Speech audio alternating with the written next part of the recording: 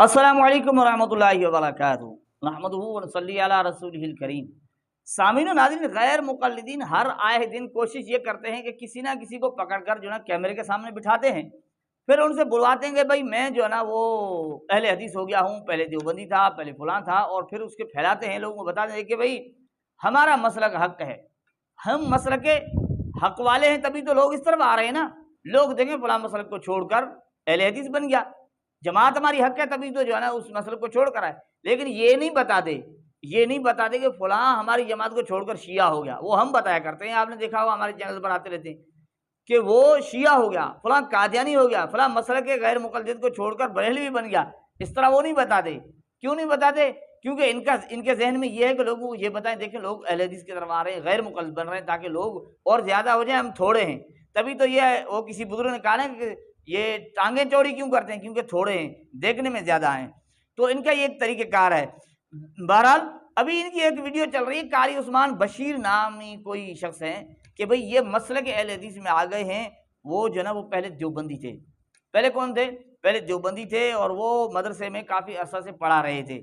اب یہ ان کی کوئی ویڈیو جو اسے پھیلا رہے ہیں۔ اب آج ہم ان کو سناتے ہیں کہ بھئی ہم آپ اس کو سنتے ہیں کہ بھئی وہ کیوں اہل حدیث ہوئے ہیں، کس نتیجے میں ہوئے ہیں، تو بات ساری سامنے آ جائے گی۔ ناظرین کرام چلتے ہیں، وجہ کیا بنی کہ وہ جناب مسلک اہل حدیث میں چلے گئے ہیں۔ اچھا جی، مسلک اہل حدیث میں آپ کی انٹری ہو چکی ہے، یہ اس کی وجہ کیا بنی؟ بسم اللہ والصلاة والسلام علی رسول اللہ۔ اس کی وجوہات تو بہت ساری ہیں۔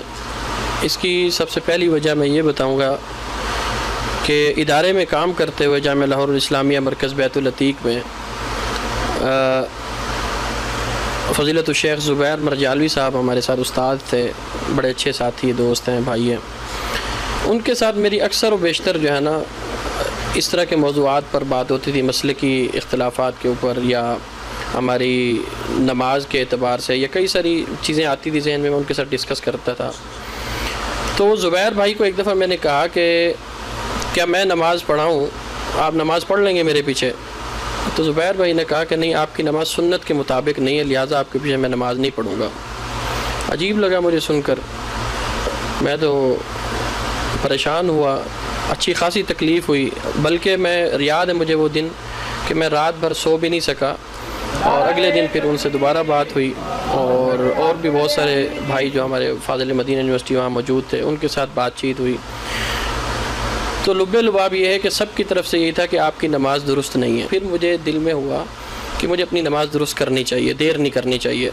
تو میں نے پھر قرآن کا ترجمہ شروع کیا، اور بخاری شریف سے پھر میں نے رجوع کیا، بخاری شریف کو پڑھنا شروع کیا۔ میں نے قرآن مجید اور بخاری شریف کا مطالعہ شروع کیا، تو ہر چیز میرے سامنے پھر عیاں ہوتی گئی۔ تو میں سمجھا کہ واقعی میری نماز جو ہے نا بہتر ہونی چاہیے، جو کمیاں ہیں ان کو دور کرنا چاہیے، اور سب سے بڑا اس میں جو یہ تھا تقلید والا پہلو، اس کو مجھے ختم کرنا چاہیے، اور تقلید جو ہے نا وہ اللہ رب العزت کی ذات کی کرنی چاہیے۔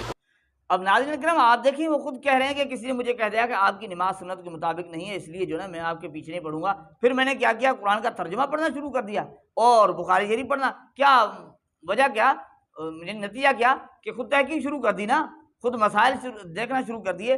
اب یہ نماز درست کرنے کے لیے کیا ہے، عقیدہ درست کرنے کے لیے کیا ہے، اور قرآن اور بخاری شریف میں، قرآن و بخاری شریف میں اسے کیا ملا ہے وہ نہیں بتایا۔ کہ اس نے یہ نہیں بتایا کہ قرآن کہتا ہے وَإِذَا قُرِئَ الْقُرْآنُ فَاسْتَمِعُوا لَهُ وَأَنصِتُوا لَعَلَّكُمْ تُرْحَمُونَ، یہ دلیل نہیں پیش کی۔ اس نے یہ بھی نہیں بتایا کہ جہاں قرآن پاک سورۃ طٰہٰ میں کہتا ہے الرحمن علی العرش استویٰ، تو قرآن پاک سورۃ الحدید میں کہتا ہے وَهُوَ مَعَكُمْ أَيْنَمَا كُنتُمْ، سورہ بقرہ میں کہتا ہے فَأَيْنَمَا تُوَلُّوا فَثَمَّ وَجْهُ اللَّهِ، اور سورہ مجادلہ میں کہتا ہے مَا يَكُونُ مِن نَجْوَىٰ ثَلَاثَةٍ إِلَّا هُوَ رَابِعُهُمْ وَلَا خَمْسَةٍ إِلَّا هُوَ سَادِسُهُمْ وَلَا أَدْنَىٰ مِن ذَٰلِكَ وَلَا أَكْثَرَ إِلَّا هُوَ مَعَهُمْ أَيْنَمَا كَانُوا، اور سورہ قاف کے اندر کہتا ہے وَنَحْنُ أَقْرَبُ إِلَيْهِ مِنْ حَبْلِ الْوَرِيدِ، اور سورہ واقعہ کے اندر کہتا ہے وَنَحْنُ أَقْرَبُ إِلَيْهِ مِنْكُمْ وَلَٰكِن لَا تُبْصِرُونَ، اور سورہ انعام میں کہتا ہے وَهُوَ اللَّهُ فِي السَّمَاوَاتِ وَفِي الْأَرْضِ۔ یہ نہیں بتایا اس نے، بس اس نے کہا کہ میں نے اس کا مطالعہ کیا، اور جو نا ہر چیز عیاں ہوتی چلی گئی۔ بھئی کیا آپ کے سامنے عیاں ہوتا چلا گیا، یہ آپ نے نہیں بتایا۔ اب نتیجہ یہ ہے کہ اس نے 6 سال غیر مقلدین میں پڑھایا ہے۔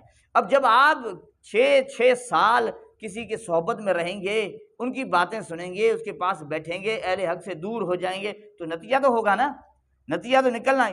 اور پھر قرآن و حدیث کو خود اپنی خود تحقیق میں لے آنا اور اہل علم کی رہبری اور رہنمائی کو چھوڑ دینا، ماہرین دین کی رہنمائی کو چھوڑ دینا، تو پھر نتیجہ تو گمراہی ہوگی نا۔ اور پھر کہتا ہے میں نے کہا کہ تقلید جو ہے نا چھوڑ دینی چاہیے، اور واقعی میری نماز بہتر نہیں ہے، تقلید مجھے چھوڑ دینی چاہیے۔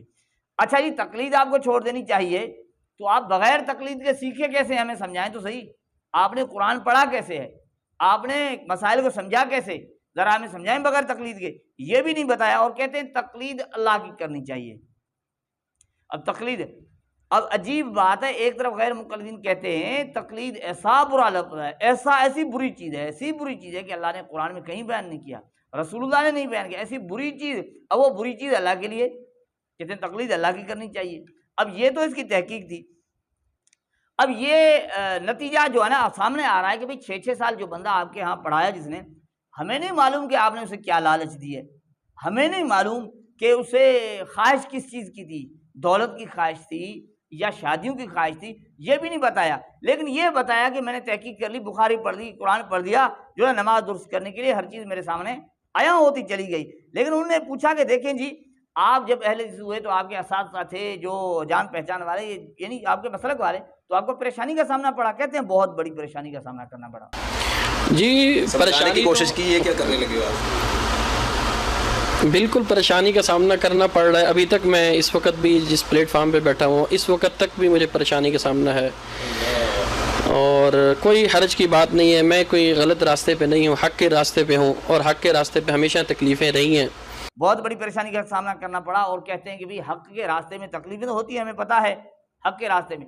اب بھائی ہمیں نہیں سمجھ میں آ رہا کہ آپ کو جو اتنے عرصے میں تکلیفیں ہوئی وہ آپ نے کبھی نہیں بتائیں، وہ کبھی سوشل میڈیا پر نہیں آئیں، لیکن آپ جو بتا رہے ہیں حق کے راستے میں تکلیفیں ہیں، ہم تو دیکھ رہے ہیں آپ کے اس راستے میں آپ پر پھول گرائے جا رہے ہیں، آپ کو تحائف دیے جا رہے ہیں، آپ کی بڑی عزت کی جا رہی ہے، آپ کو پھولوں کے ہار بنا کر پہنائے جا رہے ہیں، تو تکلیف کہاں ہے بھائی؟ تکلیف تو ہمیں تو نہیں نظر آئی، آپ تو بڑے خوش نظر آ رہے ہیں۔ اور پھر کہتے ہیں امیر محترم ساجد میر کی موجودگی میں برملا اعلان کیا۔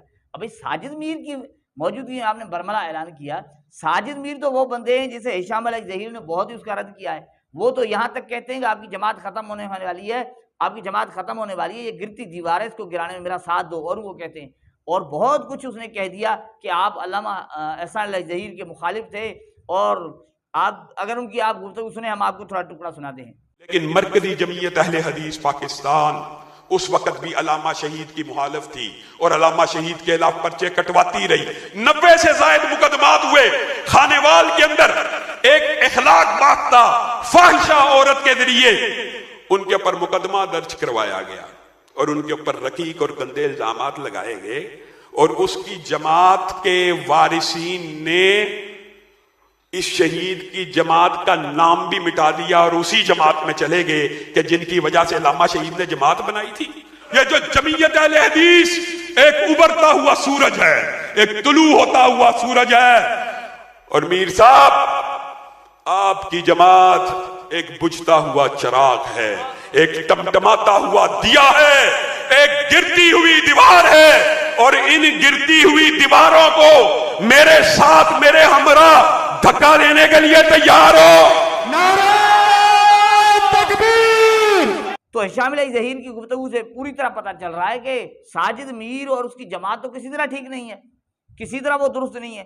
اب جب آپ کے خود غیر مقلد مان رہے ہیں وہ درست نہیں ہے، ان کے ہاتھ پر آپ جا کر جو نا وہ اس مسئلے کو اختیار کرتے ہو، قبول کرتے ہو، اور وہ جماعت جس سے اللہ جل جلالہ نے صدیوں سے کام لیا ہے، جو اللہ جل جلالہ سے دین کا کام لیتے چلے آ رہے ہیں، اللہ نے بہت کام لیا ہے، اس وقت بھی اللہ تعالیٰ ان سے کام لے رہے ہیں، اہل حق کی جماعت، علماء اہل سنت والجماعت، علماء دیوبند، علماء احناف کی جماعت، اللہ نے ان سے کام لیا۔ غیر مقلدین بھی مانتے ہیں کہ حدیث کے سلسلے میں ان سے اللہ نے کام لیا ہے، دین کے ہر شعبے میں اللہ تعالیٰ نے ان سے کام لیا ہے۔